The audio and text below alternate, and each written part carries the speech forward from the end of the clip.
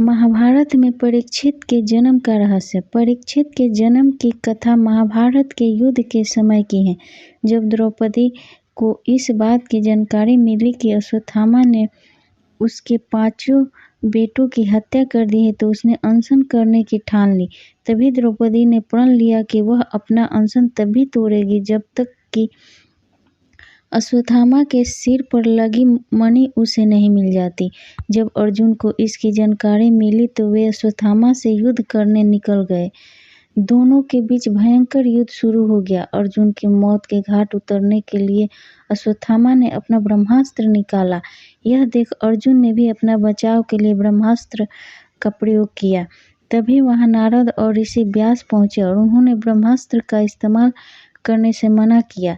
इसके बाद अर्जुन ने अपना ब्रह्मास्त्र वापस कर लिया, लेकिन अश्वत्थामा ने ऐसा नहीं किया। दरअसल अश्वत्थामा 5 पांडवों के कुल को नष्ट करना चाहता था, इसलिए उसने अपना ब्रह्मास्त्र की दिशा बदलकर अभिमन्यु की पत्नी जो कि गर्भवती थी उसकी ओर मोड़ दिया। इस पर भगवान कृष्ण ने कहा, अभिमन्यु की पत्नी उत्तरा को परीक्षित नामक बेटे के जन्म का वरदान मिला है, इसलिए वह जरूर जन्म लेगा। अगर वह मरा हुआ भी पैदा हुआ तो मैं खुद उसे जीवन दान दूंगा और वह बड़ा होकर एक महान सम्राट बनेगा, जबकि तुम 3000 वर्ष तक इस पाप को ढोते रहोगे। साथ ही हमेशा तुम्हारे खून से बदबू आती रहेगी और वह ऐसे ही बहता रहेगा। यही नहीं, तुम हर प्रकार के बीमारियों से घिरे रहोगे। इसके बाद अर्जुन ने अश्वत्थामा को रस्सी में बांधा और द्रौपदी के पास ले आया। अश्वत्थामा की हालत देख द्रौपदी को दया आ गई और उसने अर्जुन से उसे छोड़ने की अपील की, मगर भगवान कृष्ण ने ऐसा नहीं होने दिया और उन्होंने अर्जुन को आदेश दिया कि उसके सिर से मणि निकाल ले और द्रौपदी को दे दे। इधर ब्रह्मास्त्र के गर्भ में आते ही उत्तरा को तेज दर्द होने लगा। यह देख भगवान कृष्ण ने अपना छोटा रूप धारण किया और उत्तरा के गर्भ में दाखिल हो गए। कृष्ण का छोटा रूप एक अंगूठे के बराबर ही था। वे शंख, चक्र, गदा और पद्म सब कुछ धारण किए हुए थे। उत्तरा के गर्भ में अश्वत्थामा द्वारा छोड़े गए ब्रह्मास्त्र के आग को शांत कर रहे थे। वहीं गर्भ में पल रहा बच्चा उन्हें देखकर हैरान था कि मेरी माँ के गर्भ में यह कौन घुस आया गया है।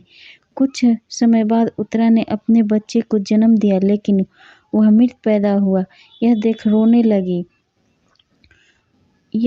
वह रोने लगी। उसने भगवान कृष्ण से कहा, ये नारायण, आपने तो कहा था कि मेरा बेटा पर ब्रह्मास्त्र का असर नहीं होगा और वह जीवित पैदा होगा। वह सालों तक अमर होकर राज करेगा, लेकिन यह तो मरा पड़ा है। इसे जीवित करने की कृपा करो प्रभु। उत्तरा की बात सुनकर भगवान कृष्ण तुरंत प्रसूति गृह में प्रवेश किया और कहा, हे पुत्री, तुम दुखी न हो, तुम्हारा बेटा जरूर जीवित होगा। मैंने खुद इसके जीवन की रक्षा की है। इसके बाद श्री कृष्ण भगवान ने मृत बालक पर अमृतमयी नजर डाली और कहा, अगर मैंने जीवन में कभी झूठ का साथ नहीं दिया और हमेशा ब्रह्मचर्य के नियमों का पालन किया है, कभी किस लड़ाई में अपना पीठ नहीं दिखाया है, न ही कभी अधर्म का साथ दिया है, तो अभी इसी समय अभिमन्यु का यह पुत्र जो मरा पड़ा है वह जीवित हो जाए। इतना कहने के बाद श्री कृष्ण ने जब उस मृत बालक पर अपना हाथ डाला तो वह जीवित हो गया और रोने लगा। इसके बाद भगवान कृष्ण ने ब्रह्मास्त्र को वापस ब्रह्मलोक भेज दिया। यह चमत्कार देख सभी स्त्री आश्चर्यचकित हो गई। इसके बाद भगवान कृष्ण ने अभिमन्यु के पुत्र का नाम परीक्षित रखा।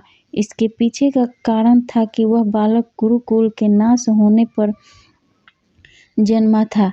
वहीं जब युधिष्ठिर वापस आए और उन्हें बालक के जन्म के बारे में पता चला तो वे खुशी से झूम उठे। इस खुशी में उन्होंने हाथी, घोड़े, अन्न, गाय आदि दान दिए। इसके बाद उन्होंने ज्योतिष को बुलाया और बच्चे के भविष्य की जानकारी ली। इस पर ज्योतिष ने कहा, यह बालक प्रभु श्री कृष्ण चंद्र का भक्त कहलाएगा। यह एक धर्मी, यशस्वी, प्रकर्मी व दानी होगा। ज्योतिषी ने आगे बताया कि जीवन में एक ऋषि का शाप पाकर गंगा के तट पर यह श्री सुखदेव से आत्मज्ञान की प्राप्ति करेगा। ज्योतिष की बात सुनकर युधिष्ठिर खुश हुए और उन्होंने दक्षिणा देकर वहां से विदा कर दिया। इस कहानी से हमें यह सीख मिलती है कि कभी भी किसी कार्य को छल कपट के साथ नहीं करना चाहिए, इससे हमारा बुरा ही होता है। Thank you.